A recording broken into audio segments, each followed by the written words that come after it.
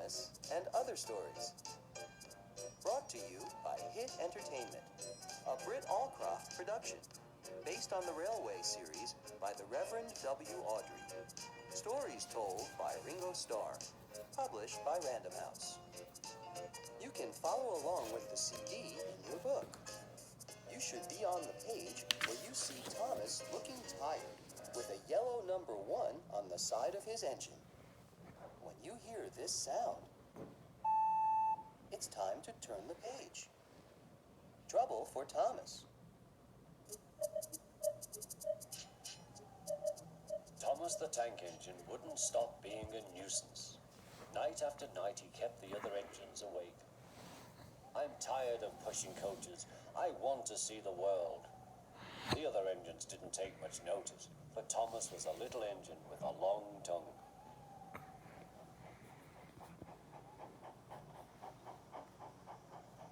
But one night, Edward came to the shed. He was a kind little engine and felt sorry for Thomas. I've got some freight cars to take home tomorrow. If you take them instead of me, I'll push coaches in the yard. Thank you, said Thomas. That will be nice. Next morning, Edward and Thomas asked their drivers, and when they said yes, Thomas ran off happily to find freight cars.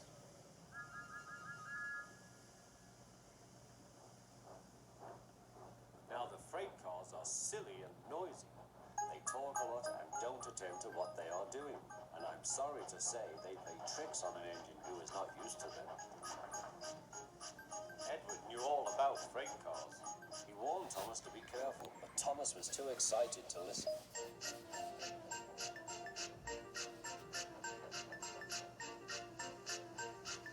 The shunter fastened the coupling, and when the signal dropped, Thomas was ready. The conductor blew his whistle. Peep, peep, answered Thomas, and started off. But the freight cars weren't ready. Oh, oh, oh, they screamed, wait, Thomas, wait. But Thomas wouldn't wait. Come on, he puffed. All right, don't fuss. All right, don't fuss, grumbled the cars.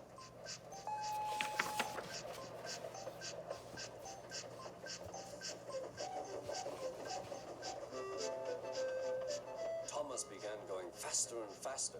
Whee, he whistled as he rushed through Henry's tunnel. Then he was out into the open countryside once more. They rumbled past fields, and they clattered through stations. Hurry, hurry, called Thomas. He was feeling very proud of himself, but the cars grew crosser and crosser. At last, Thomas slowed down as he came to Gordon's Hill.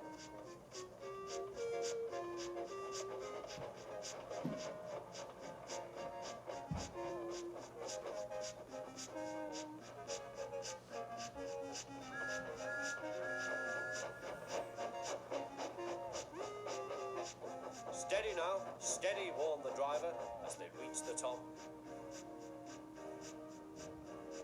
He began to put on the brakes. We're stopping, called Thomas. No, answered the cars, bumping into each other. Go on. Before the driver could stop them, they had pushed Thomas down the hill and were rattling and laughing behind him. Poor Thomas tried hard to stop them from making him go too fast. Stop pushing, he hissed. But the cars took no notice. Go on, they giggled in their silly way. Thomas was traveling much too fast, and at any moment he would reach the next station. There's the station. Oh dear, what shall I do? He cried. He rattled straight through and swerved into the goods yard. Thomas shut his eyes. I must stop. When he opened his eyes, he saw he had stopped just in front of the buffers. There, watching him, was the top of hat. What are you doing here, Thomas? He asked. I've brought Edward's freight cars, Thomas answered. Why did you come so fast? I didn't mean to. I was pushed, said Thomas. You've got a lot to learn about freight cars, Thomas. After pushing them about here for a few weeks, you'll know almost as much about them as Edward. Then you'll be a really useful engine.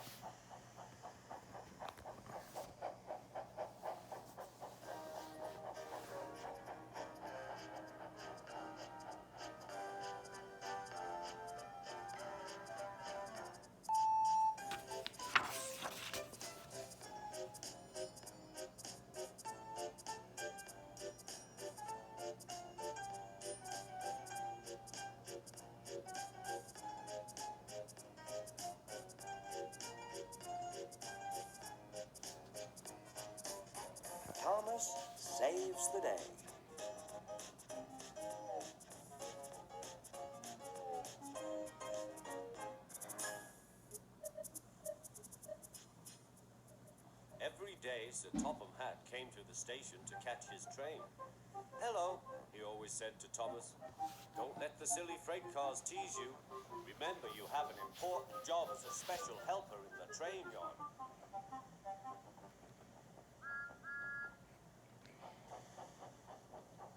There were lots of freight cars, and Thomas worked very hard pushing and pulling them into place. There was also a small coach and two strange things his driver called cranes. "That's the breakdown train," he told Thomas. "The cranes are for lifting heavy things like engines and coaches and freight cars." One day Thomas was in the yard. Suddenly he heard an engine whistling. "Help! Help!" A freight train came rushing through much too fast. The engine was James, and he was frightened. His brake blocks were on fire. They're pushing me," he panted. On, laughed the freight cars, still whistling, "Help, help!"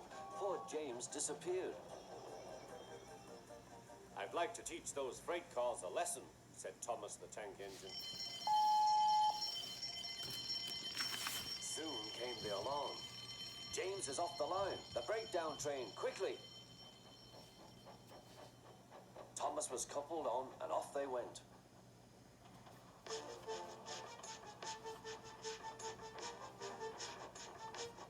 Thomas worked his hardest. "Hurry, hurry, hurry," he puffed. He wasn't pretending to be like Gordon. He really meant it. "Bother those freight cars and their tricks. I hope poor James isn't hurt."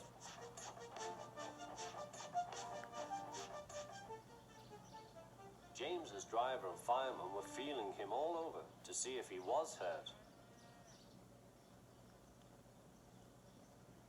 "Never mind, James," they said. "It was those silly freight cars on your old wooden brakes that caused the accident." Thomas pushed the breakdown train alongside. Then he pulled away the unhurt freight cars. Oh dear," they groaned. Serves you right, puffed Thomas.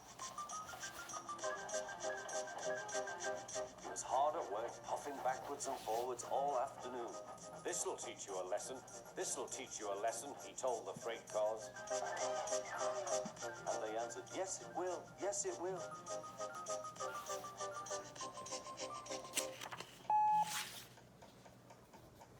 They left the broken cars, then with two cranes they put James back on the rails.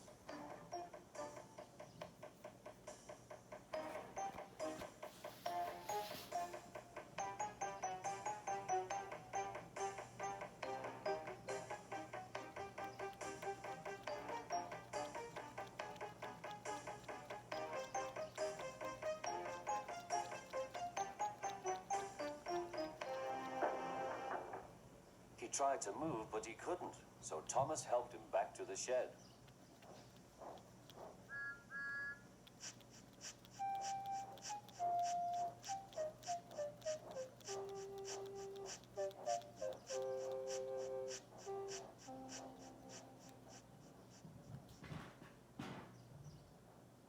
Sir Topham Hatt was waiting anxiously for them.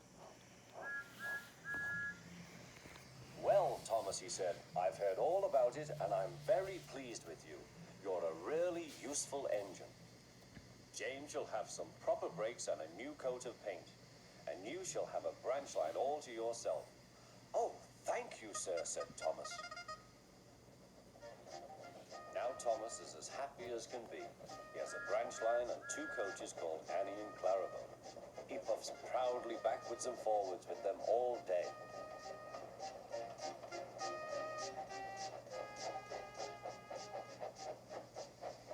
He is never lonely. Edward and Henry stop quite often and tell him the news. Gordon is always in a hurry, but never forgets to say poop poop, and Thomas always whistles peep peep in return.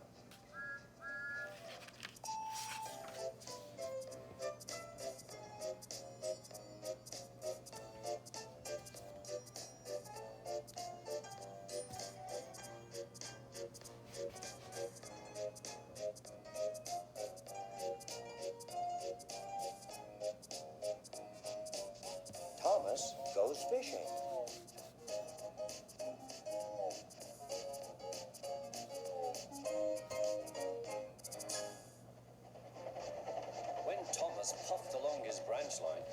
always look forward to something special. The sight of the river.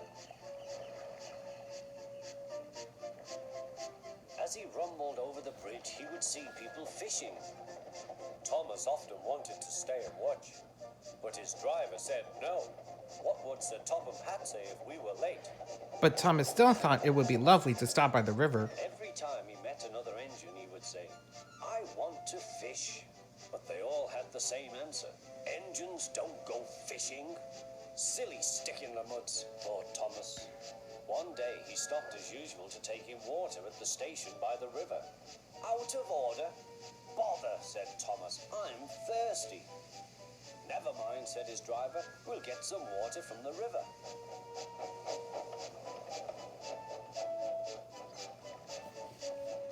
They found a bucket and some rope and went to the bridge.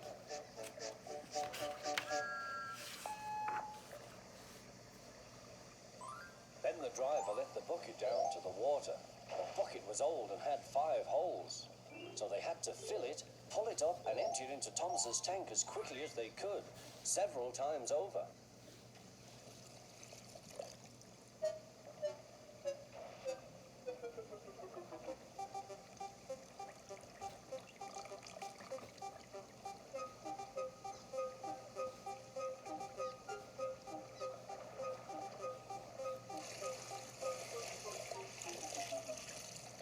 Finished at last. That's good, puffed Thomas, and Annie and Clarabelle ran happily behind.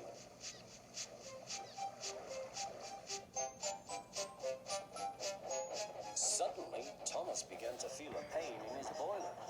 Steam began to hiss from his safety valve in an alarming way. "There's too much steam," said his driver. "Oh dear," groaned Thomas. "I'm going to burst. I'm going to burst." They damped down his fire and struggled on. "I've got such a pain. I've got such a pain," Thomas hissed.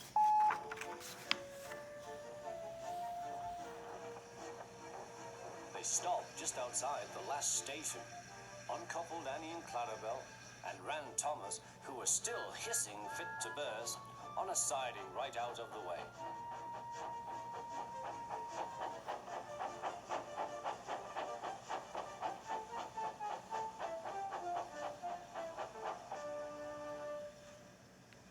The conductor telephoned for an engine inspector. The driver found notices in large letters, which he hung on Thomas in front and behind. "Danger, keep away." Soon the inspector and Sir Topham Hatt arrived. "Cheer up, Thomas," they said. "We'll soon put you right." The driver told them what had happened. "So the feed pipe is blocked," said the inspector. "I'll just look in the tanks." He climbed up and peered in. Then he came down. "Excuse me, sir. Please look in the tank and tell me what you see." "Certainly, Inspector," replied Sir Topham Hatt. He clambered up, looked in, and nearly fell off in surprise. "Inspector," he whispered, "can you see fish?" "Gracious goodness me, how did the fish get there, driver?" "We must have fished them from the river with our bucket," replied Thomas's driver. "Well, Thomas, so you and your driver have been fishing, but fish don't suit you. We must get them out." They all took turns at fishing in Thomas's tank, while Sir Topham Hatt looked on and told them how to do it. When they had caught all the fish, they had a lovely picnic supper of fish and chips. That was good," said Sir Topham Hatt. "But fish don't suit you, Thomas, so you mustn't do it again." "No, sir, I won't," said Thomas sadly. "Engines don't go fishing. It's too uncomfortable."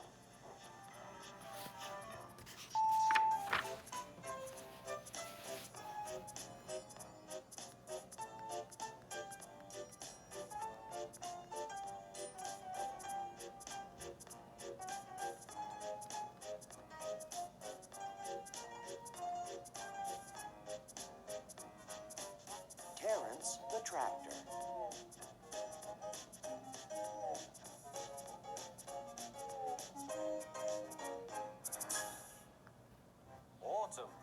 to the island of Sodor. The fields were changing from yellow stubble to brown earth, and the tractor was hard at work as Thomas puffed along.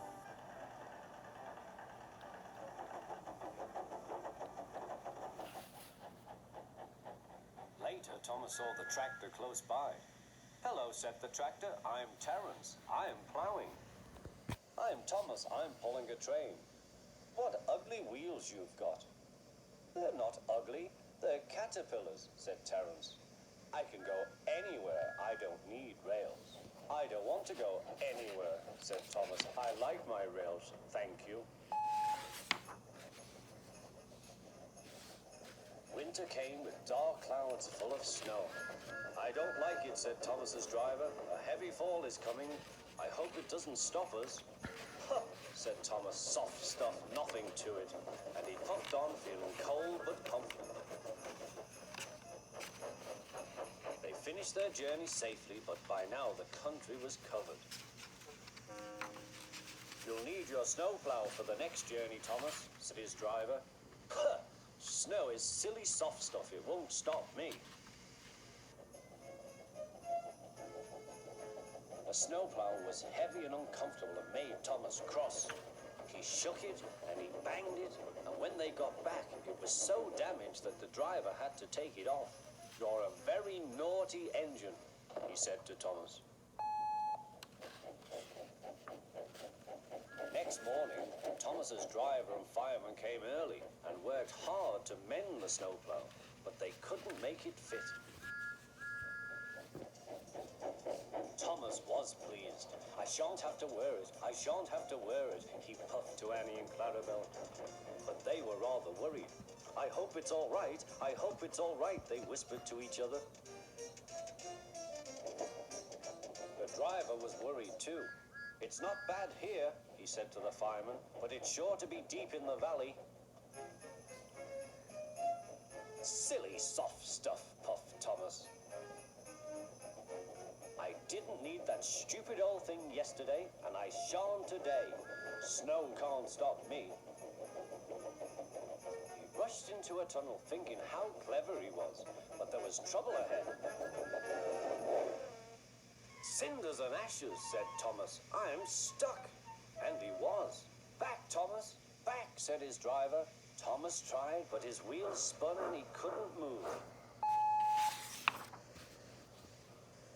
The conductor went back for help, while everyone else tried to dig the snow away.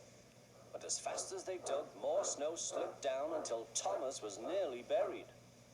"Oh, my wheels and coupling rods! I shall have to stop here till I'm frozen. What a silly engine I am!" And Thomas began to cry.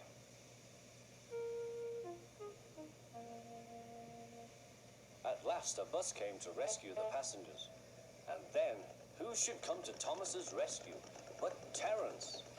Snow never worries him.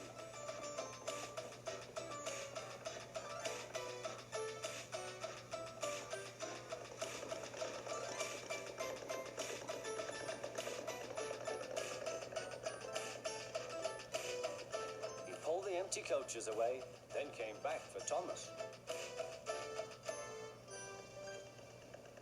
Thomas's wheels were clear, but still spun when he tried to move. Terence tugged and slipped and slipped and tugged, and at last dragged Thomas clear of the snow, ready for the journey home.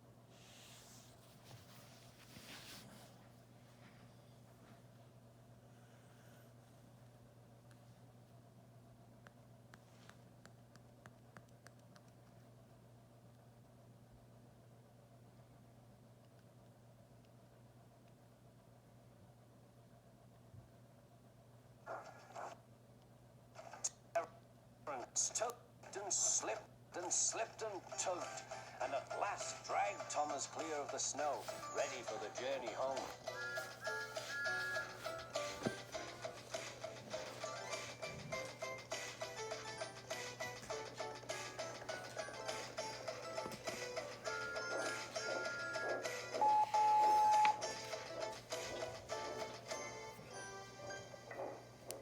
Thank you, Terence. Your caterpillars are splendid, said Thomas.